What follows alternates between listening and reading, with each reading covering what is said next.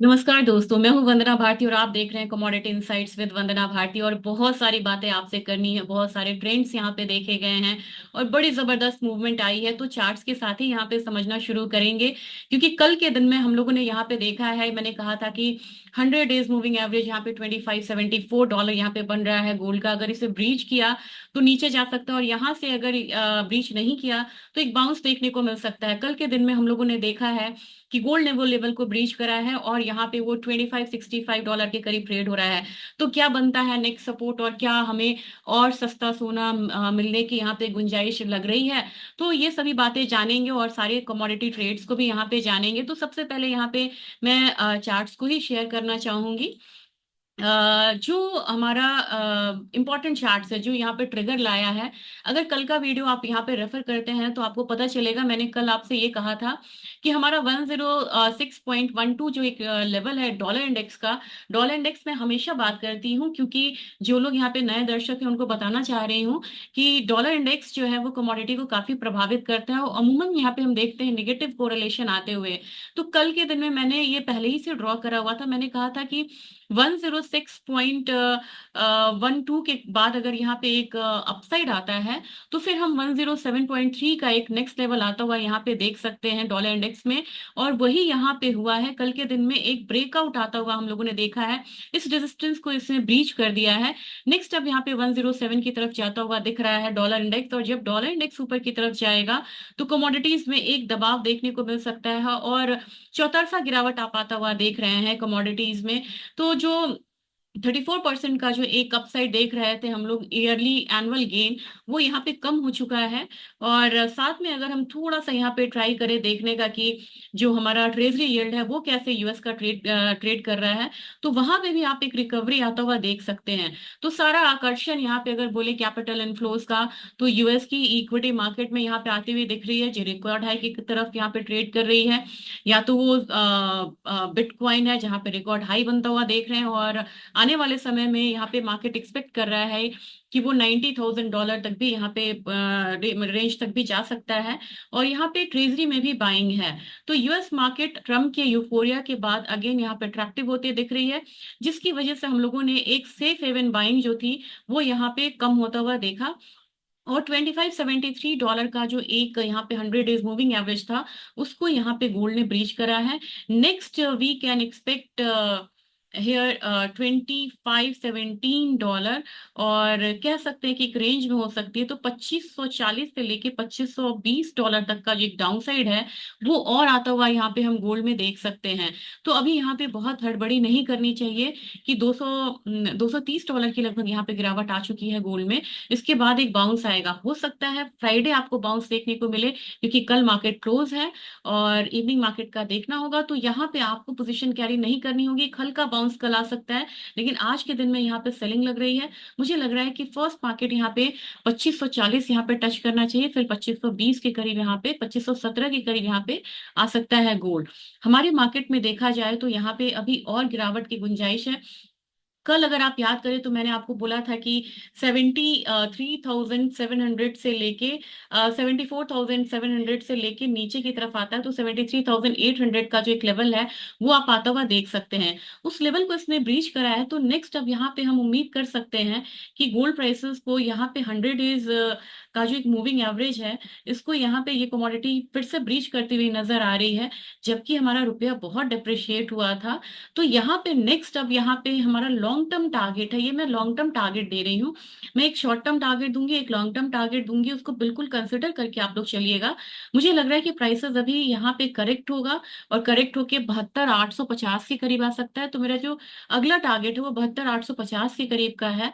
बीच में एक बाउंस आएगा, उसको आपको मैनेज करना होगा। इसके बाद अगर इसके बाद और भी फॉल आती है तो अल्टीमेटली 72,200 के करीब यहाँ पे गोल्ड सपोर्ट ले सकता है। तो आपको अभी भी सेलिंग प्रेशर जो है वो देखने को मिलेगा। और जिन लोगों को यहाँ पे खरीदारी करनी है गोल्ड सिल्वर में, या उन्हें ज्वेलरी पर्पज से खरीदना, उनके लिए ये कहते हैं जो गोल्डन चांस है खरीदने का। और सिल्वर में देखा जाए तो $30 के करीब रुकती हुई नजर आ रही है। अगर $30 को भी ये कमोडिटी नहीं मानती है तो नेक्स्ट हम इसमें $29.15 आता हुआ देख सकते हैं। और $89.14 अगर वहां पे आता है तो हमारी मार्केट यहाँ पे क्या आ सकती है? हमारी मार्केट यहाँ पे एक बार 86,250 को भी यहाँ पे टेस्ट कर सकती है। काफी लोग ऐसे थे जिनका यहाँ पे सेल कॉल 88,000 के करीब था, उनकी पोजीशन यहाँ पे फेवर में आती हुई नजर आ रही है। और जो लोग यहाँ पे 92,000 90,000 का बोल रहे हैं कि यहाँ पे उनका बाइंग ट्रैप है, मुझे लग रहा है कि एवरेजिंग कर सकते हैं तो 86,000 के लेवल पे आप एवरेजिंग करिएगा। वहां पे मैं फिर से अगर आता है तो मैं वहां पे सलाह दूंगी, नहीं तो आपको एक किसी भी बाउंस पे निकलना पड़ेगा, क्योंकि अब ईयर एंड से पहले मार्केट यहाँ पे वीक होती हुई नजर आ रही है। और दूसरी बात यह है कि मैंने पहले भी कहा था कि ट्रम्प यूएस इलेक्शंस जो है, अगर आप पुराने वीडियोस को रेफर करेंगे तो 80,000 का टारगेट मैंने गोल्ड में दिया था, वो लगभग यहाँ पे आ गया। 1 लाख का टारगेट सिल्वर में था, 1,10,000 के टारगेट का एक वीडियो मैंने बनाया हुआ है सिल्वर का, वो हम लेके चलेंगे अपना फर्स्ट क्वार्टर 2025 को लेके। और फिर से एक बढ़त आएगी, लेकिन पहले ट्रम्प यूफोरिया को खत्म होने का इंतजार करना होगा, मार्केट इसे डिस्काउंट करेगी। इसके साथ आपको मैं बताना चाहूंगी कि कब यहाँ पे बाइंग रिटर्न आ सकती है। 17-18 दिसंबर को यहाँ पे फेड की मीटिंग शेड्यूल है, तो वहां पे आपको एक मेजर कंसोलिडेशन देखने को मिल सकता है गोल्ड में, और वहां पे बाइंग जो है रिटर्न आ सकती है। अब फटाफट चलते हैं यहाँ पे क्रूड ऑयल की तरफ, क्योंकि क्रूड ऑयल ने एक डाउनसाइड यहाँ पे आता हुआ देखा मैंने। कल के रेंज में काफी रेंज में ये कमोडिटी थी, एक अपसाइड आया, मैंने कहा था एक हल्का बाउंस आ सकता है, वो हल्का बाउंस तो आया, लेकिन यहाँ पे बहुत ज्यादा अपसाइड देखने को नहीं मिला। तो अल्टीमेटली डाउन भी आता है तो 66.76 का एक लेवल लेके चलेंगे क्रूड ऑयल में, यानी कि $1.25 की गिरावट जो है यहाँ पे एक्सपेक्टेड है। अगर वहां $1.25 है तो हमारी मार्केट क्या यहाँ पे रिएक्ट करेगी, इसको लेके यहाँ पे हम चलेंगे। और 5746 के करीब ट्रेड हो रही है, तो मुझे लग रहा है कि जो रिसेंट लो कल का बना है उसको ही ये मार्केट यहाँ पे चेज कर सकता है। और 5660 के करीब यहाँ पे अगर फॉल आती भी है तो यहाँ पे 5650 का एक लेवल देखने को मिलेगा। लेकिन यहाँ पे एक ट्रिगर है जिसको जरूर ध्यान में रखें। एपीआई का डेटा आया है, अमेरिकन पेट्रोलियम इंस्टीट्यूट अपना डेटा निकाला है, जिसमें उन्होंने कहा है कि पिछले हफ्ते यानी कि क्रूड ऑयल इन्वेंट्रीज में डाउनसाइड देखने को मिलेगा। तो ऐसी स्थिति में अगर आज क्रूड का एक्चुअल इन्वेंट्री डेटा आने वाला है, अगर यहाँ पे क्रूड की इन्वेंट्री कम होके आती है तो आपको यहाँ पे अगर बाउंस आता है तो वो आपको 5800 के करीब ले जाएगा क्रूड प्राइसेस को। तो क्रूड इन्वेंट्री डेटा के पास आप बिल्कुल सतर्क होकर यहाँ पे काम करेंगे। और अभी जो फॉल आ रहा है हो सकता है कि वो बाउंस होते हुए एक ग्रीन जोन में भी बंद कर सकता है। तो आज डाइसी है, मैं पहले ही बोल रही हूँ, अपसाइड डाउनसाइड दोनों का रह सकता है क्रूड ऑयल में। नेचुरल गैस में कल मैंने कहा था कि अगर 245 से ऊपर जाता है तो बाइंग करे, 250 का टारगेट रखे, इनफैक्ट 252 का भी मैंने दिया था। और यहाँ पे एक स्टॉप लॉस बोला था 242.5 का, वो यहाँ पे अचीव होती हुई नजर आ रही है। और यहाँ पे अगर हम एमसीएक्स को यहाँ पे देखें तो ऑलरेडी यहाँ पे 253.9 का हाई लगा है, तो मेरे ख्याल से यहाँ पे वो टारगेट अचीव हुआ है। लेकिन अगेन आपको मैं यहाँ पे अलर्ट करना चाहूंगी, ये लाइन मैंने हॉरिजॉन्टल लाइन तभी लगाया है, मैंने आपको पिछला चार्ट दिखाया था कि बार बार इस लेवल पे आके ही अटक रही है कमोडिटी। तो अगला बाय हम तभी करेंगे या तो बहुत करेक्शन आ जाए या फिर 255 से ऊपर की क्लोजिंग होती है तो ही यहाँ पे हम बाय करेंगे। एक बार ये यहाँ से वापस आया, ये दूसरी बार कोशिश करी नहीं जा पाया, तीसरी बार इसने कोशिश करी लेकिन वहां से ये वापस आया। तो इस रेजिस्टेंस को प्लीज बहुत रिस्पेक्ट दीजिए, और जब तक 255 से ऊपर नहीं आता है बाइंग ना करें। और रही बात बेस मेटल में, बेस मेटल में कल एक मैंने बोला था बाउंस आएगा जिंक में, वो बाउंस आया यहाँ पे 278.80 का हाई लगा, लेकिन आज डाउन साइड है। तो जिंक में मैंने बोला था कि एक बाउंस आएगा, वहां पे आप निकल सकते हैं जिन लोगों का पोजीशन ट्रैप है। और लेड ने फिर एक डाउन साइड दिखाया है, तो लेड में मुझे 178 का रेंज लग रहा आता हुआ। देखिए आपको बिल्कुल ग्रीन में था लेकिन अब ये रेड कैंडल बना रहा है।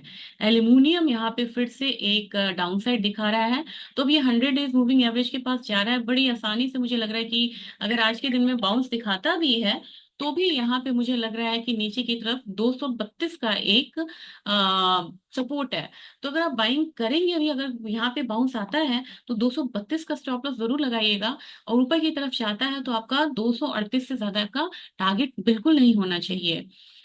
कॉपर ने यहाँ पे काफी डिसअपॉइंट किया है, क्योंकि कल लग रहा था कि 800 को एक रिस्पेक्ट देना चाहिए, इसने नहीं दिया है। लेकिन आप ध्यान में रखेंगे, अगर आप कल का वीडियो रेफर करेंगे तो मैंने बोला था कि 800 तोड़ता है तो 780, प्लीज इस लेवल को ध्यान में रखिएगा। और जब तक मुझे मुझे लग रहा है कि या तो आपको 785 या 780, तो पोजिशनल ट्रेडर यहाँ पे 785 और 780 को बिल्कुल ध्यान में रखे, 785 780 वहां पे आप पोजीशन वहां पे लॉन्ग कर सकते हैं। और जो अपसाइड रहेगा वो हमारा बिल्कुल 811 का रहेगा पहला। लेकिन आज के दिन में क्या करना है, तो आज के दिन में सेलिंग ही करनी है यहाँ पे। तो आज मुझे यहाँ पे सेलिंग इनिशिएट करने के लिए परमिशन दीजिए। तो 791 पे आपको सेलिंग करना है, 786 का टारगेट रखना है, 793 का स्टॉप लॉस लगा के यहाँ पे चलना है। और ऑलरेडी 9 रुपए की गिरावट है, तो आज जो फॉल आएगा वो काफी स्लो हो सकता है। ये रही बात मेटल्स एनर्जी की। अब मूव करते हैं एग्री काउंटर में, मेरा फेवरेट यहाँ पे जीरा। और जीरा में 25,000 26,000 का मैंने बोला था, आज के दिन इसने स्पाइक लगा दिया 26,000 का। किसान भाई के लिए मैं बहुत खुश हूँ, क्योंकि मैंने कहा था कि 26,000 का लेवल एक बार जीरे में आएगा। मैं जानती हूँ ये लेवल बहुत बड़ा नहीं है, लेकिन मुझे लगा था कि एक बार 26,000 आएगा। लगभग वहां तक ये कमोडिटी आ चुकी है। और देखते हैं हाई कितना लगा है आज का। आज का हाई है 25,880 के करीब का। लगभग 26,000 के करीब आती हुई कमोडिटी दिख रही है। आज भी मैं बाइंग में रहना चाहूंगी। और फिर से जो टारगेट रहेगा मेरा वो अभी 25,850 का ही रहेगा। स्टॉप लॉस वगैरह लगाना होगा 25,100 के करीब का। और टर्मरी की बाइंग अब मुझे लग रहा है कि यहाँ से थोड़ी सी कंटिन्यू हो सकती है, भले ही रेड कैंडल है। आज का हाई लगा है 13,440, वहां पे बाई करिए। अपना जो टारगेट रहेगा वो 13,750 का रहेगा। स्टॉप लॉस यहाँ पे लगाना होगा 13,250 का। तो ये बाइंग यहाँ रहेगी। और सबसे लंबा रनअप यहाँ पे धनिया ने लिया, लेकिन आज धनिया में संभल के ट्रेड करें। गैप अप ओपनिंग थी, एक डाउन साइड आ रहा है। और मुझे लग रहा है कि नीचे की तरफ 7,500 के करीब आता है, तो ही यहाँ पे बाइंग इनिशिएट करें, क्योंकि अब थोड़ी सी स्पेकुलेटिव बाइंग आती हुई लग रही है। और कैस्टर की बात की जाए तो कैस्टर बिल्कुल रेंज में है। लेकिन एक कमोडिटी के लिए मैं यहाँ पे बड़ी खुश हूँ, वो है ग्वार काउंटर। मैंने कहा था यहाँ पे कि 5113 पे ये कमोडिटी बार बार यहाँ पे वो लेती है, सपोर्ट लेती है। और जब अगर लगे कि यहाँ पे 5130 के करीब आया है, तो आप बाइंग कर सकते हैं यहाँ पे। और वहीं से फिर से ये वापसी गया है, तो मुझे लग रहा है कि अभी बाइंग आती भी है तो 5300 का ही टारगेट लेके आपको चलना होगा। रेड कैंडल बन रहा है, लेकिन अब धीरे धीरे यहाँ से एक बाउंस देखने को मिलेगा आपको। तो अगर कोई भी ट्रेड करना है तो 5113 रुपए का आप स्टॉप लॉस लगाइए और वहां से बाय करिए। और उसके नीचे आता है तब समझिए जो 4900 अगेन यहाँ पे आ सकता है। गम मुझे ज्यादा स्ट्रांग लग रहा है। मुझे लग रहा है कि आज के दिन में अगर आप 10,480 के करीब बाइंग करते हैं, तो आपका टारगेट एटलीस्ट 10,775 का होना चाहिए। स्टॉप लॉस लगाना होगा 10,325 के करीब का। और कुकुड में एक रिकवरी है, माइनर रिकवरी है, बहुत ज्यादा रिकवरी मुझे यहाँ पे लग नहीं रही है। तो ये आज का ट्रिगर था, आज का आउटलुक था। और इस वीडियो को बहुत शेयर करिए आप लोग, ताकि इसका रीच बढ़े।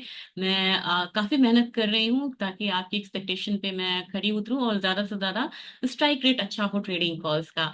तो ट्रिगर्स आज के लिए है, बिल्कुल नहीं भूलिएगा। इनिशियल जॉबलेस क्लेम है यूएस से, उसको बिल्कुल ध्यान में रखना है। और अगले हफ्ते यहाँ पे डेटा यहाँ पे कम आने की उम्मीद है, तो बहुत ज्यादा हाई वॉलेटिलिटी यहाँ पे नहीं रहेगी। तो इसके साथ वीडियो को शेयर करिए, सब्सक्राइब करिए, ज्यादा से ज्यादा कमेंट्स करिए। कोई भी क्वेरीज हो कमोडिटीज मार्केट की तो यहाँ पे जरूर शेयर करिएगा। मैं सारे आंसर्स देने की कोशिश करूंगी। Thank you.